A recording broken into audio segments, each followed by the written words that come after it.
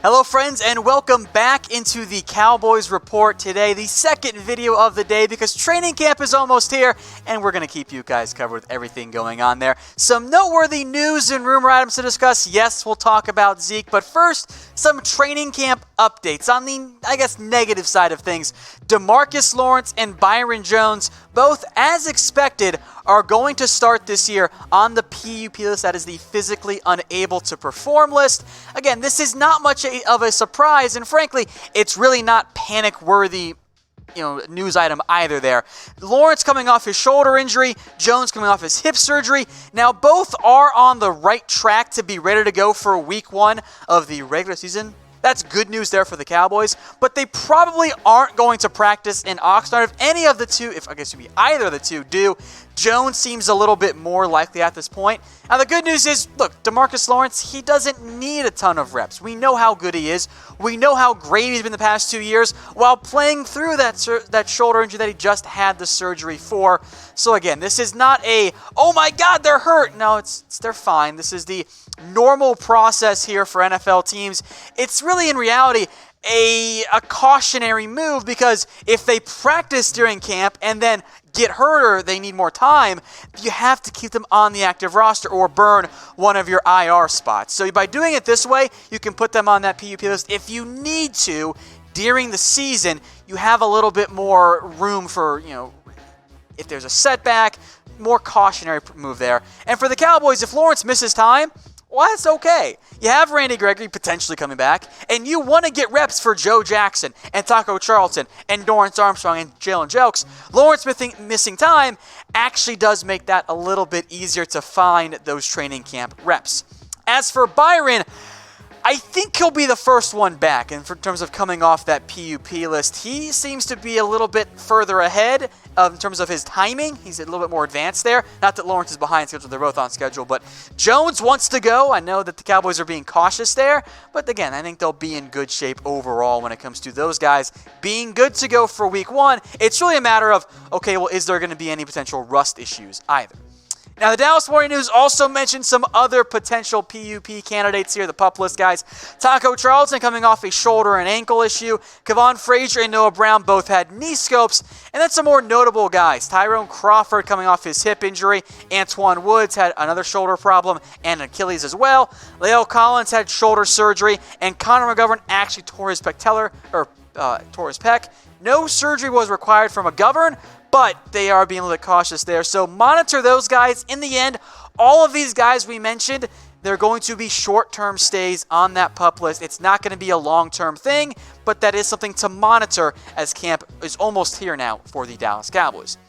Now, speaking of camps, if you guys want updates, if you want news, rumors, and fan-led content, make sure you are subscribed to us here on the Cowboys Report. The link is below, but if you're watching on YouTube, just hit that big red subscribe button. We'll keep you updated all training camp long with all the reports coming out of it for you guys. We know a lot of you watch the show that actually aren't subscribed, so we're almost at 30K. Let's surpass it today. Link is below there for you guys, youtube.com/Dallas Cowboys Report. Some good news, though, on training camp. That is Travis Frederick. He is cleared. He is not going to start the year on the NFI list, aka the non-football injury list. He missed all of last year with the Guillain-Barré syndrome, but he's going to be a full go at camp in terms of being active. Maybe they probably give him some rest days and don't rush him back, but he is going to be active. That is a huge boost for the Dallas Cowboys offensive line. He is one of, if not the outright best center in the entire NFL. Getting him back, and I mean no disrespect to Joe Looney, Looney is not Fred Beard, all right? Frederick coming back is a huge addition there. It makes, importantly too, life easier on not just Dak Prescott, but also Connor Williams.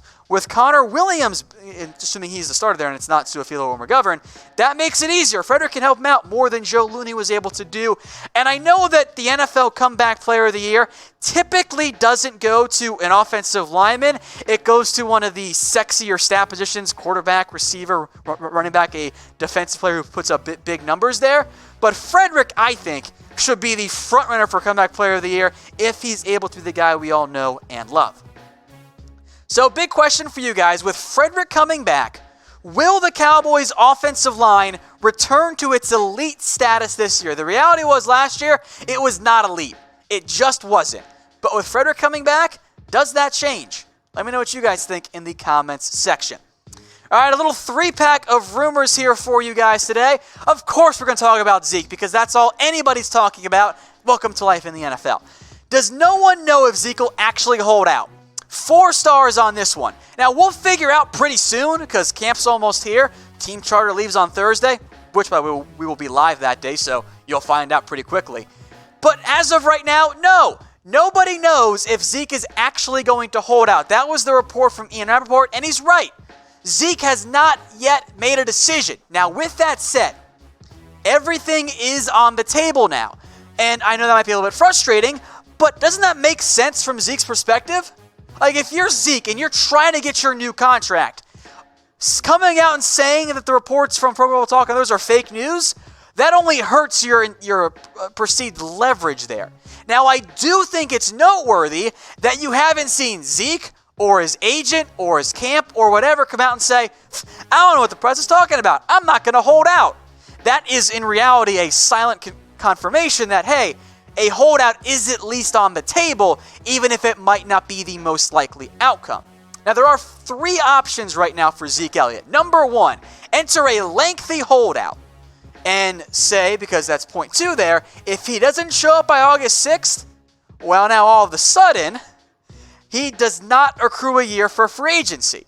So he could do a lengthy holdout like Melvin Gordon seems convinced he's going to do, or he could do a mini holdout, report by August 6th, then he's fine. No one does not that impactful there in the end. Or number 3, simply don't hold out at all. So here's my question to you. Do you think that Zeke will hold out? Type 1 for yes or 2 for no. It is a possibility. I'm not saying it's a likely possibility. Frankly, I don't think Zeke holds out. But again, I said think, not no. We'll find out in 2 days. But it is at least a possibility, even though I don't think it is the most likely one here for Zeke Elliott. You think we're done with Zeke now, right? Not so fast, my friend.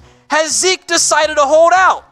Well, no, fake news. We want 4 stars because no one knows. Fake news that he's decided here. And guess where this one comes from? Oh, that's right. It's from Pro Football Talk over with Mike Florio. Now, Florio, it's very clear. He really, really wants Zeke to hold out this year. And we'll get to the quote in a second. But Florio wrote that Rappaport, who literally said Zeke has not made a decision, well, Florio says, well, what Rappaport really meant was that Zeke has already decided to hold out. This is the most asinine spin I have ever seen in my life. Here's the exact quote from Mike Florio. Rappaport reports that Elliott, quote, hasn't firmly decided to hold out, which can be fairly read to mean that he has decided to hold out. Pardon my language, but what the fuck is this? This doesn't make any sense at all. How on earth is a report saying he hasn't decided mean that he has? What backwards planet am I living on where that's the takeaway? How do you possibly spin the direct quote being, he hasn't decided to, well, this means he has? How does that make any sense? Is it opposite day in Florio's world? I don't understand what this is. There's no way you can take what Rappaport said, his exact tweet was, there's been no decision, and say, this means there has been one. How does that doesn't compute at all. I don't understand it. It's fine, Florio. Anyone out there, if you just want to stand by your report, I get that. I'm sure he's confident, clearly is. But you don't need to twist and make up other people's words to say, see, I'm right. I just don't understand where we're coming from. I just don't get it. All right, let me calm myself down here, Bob. And oh, by the way, our friends over at MyBookie have a giveaway for us here. That little deal here, all right? I know, it's a weird transition. Just deal with it. I'm trying to calm myself down because I got a little bit mad there. Bosses aren't happy I dropped the F-bomb. Chatsports.com/Cowboys. Use promo code GOCowboys. That gets you a 100% deposit bonus. So you put down $50, it'll give you another $50 for free. Pro tip, bet on the Cowboys, bet against the Giants. You'll probably win a lot of money this year. All right, one last rumor here. Amari Cooper, let's talk about his contract here. Is he waiting for others to sign? I'll give this one 3 stars. I actually had it at 4 for a minute, but then I'm like, well, I could see a scenario where Cooper signs, before Julio or before AJ Green or something. So it's only 3, but this is pretty darn likely here. Now, Amari Cooper is very content to wait, and I don't really blame him either. The money this time last year for a number 1 receiver, baseline was $16 million. That is what Sammy Watkins got. But now Cooper sees, and he's being smart here, even if he claims he's not watching Michael Thomas's pockets, his agent is.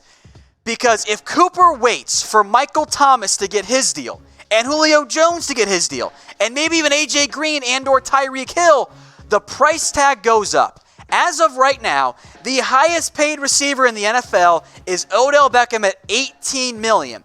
But if Amari Cooper waits a week, 2 weeks, a month, whatever it is, all of a sudden, Michael Thomas makes more, and Julio Jones makes more. And now, well, that $16 million price tag, it just got bumped up. Now, we know how great Amari Cooper is. He was a number 1 receiver for the Dallas Cowboys. And I'm not saying that Cooper will or even should be paid more than Michael Thomas or Julio Jones. But instead of saying, yeah, I'll take a little bit less than the number 1 guy, right now, that's like $17 million. But if he waits, all of a sudden, it's $18 or $19 million. And that makes a lot of sense for Amari Cooper to say, I'm going to take my time here, especially operating within an organization like the Dallas Cowboys, who don't mind waiting to pay their big-name players. So here's the question for you guys. Should Dallas pay Amari Cooper $18 million or more per year? Type Y for yes, type N for no. I'm typing in yes. Look, what's the alternative for the Dallas Cowboys? A, you got to spend the money at some point. B, do you want to enter the year with Michael Gallup and Randall Cobb as your long-term number 1 receivers? I don't think that's a great idea. We know what Cooper brings. I think he's a great fit for the Cowboys. I know it's expensive. Cap's only going to rise, though. I say yes. Give him $18 million. Call it a successful move there. All right, one last news item here. If you missed it earlier today, well, hey, make sure you have notifications turned on. You will be notified that we went live. The Cowboys did cut Allen Hurns just before camp. It's a move that saves Dallas $5 million. I told you guys so. Cooper, Gallup, and Cobb, those guys are locked in here. But now there's a battle. I think Tavon's safe. I lean toward Noah Brown being a little bit safer, but that's not guaranteed. You got about 3 spots for guys like Tavon Austin, Cedric Wilson, Noah Brown, John Vay Johnson, Jalen Guyton, Lance Lenore, and Devin Smith, Reggie Davison, if they sign someone, which I don't really expect, other guys on that roster. Look, Dallas wanted to bring back Allen Hurns, but not at a $6.25 million cap, but they offered him like half of that, if that. It might be kind of more of a $2 million base salary. He wanted to test the market. I get that. It's fine. In the end, though, the Cowboys definitely made the right call by cutting Allen Hurns. You just can't pay your number 4 receiver at best $6.25 million. That's just really bad roster construction. Hey Cowboys fans, thanks for watching the Cowboys Report. If you haven't already, click right here to subscribe to our channel for all the best Cowboys coverage on the internet. That's news, rumors, highlights, mailbags, film studies, and a whole lot more. And I'm making your lives a little bit easier as well with the next Cowboys Report video right here.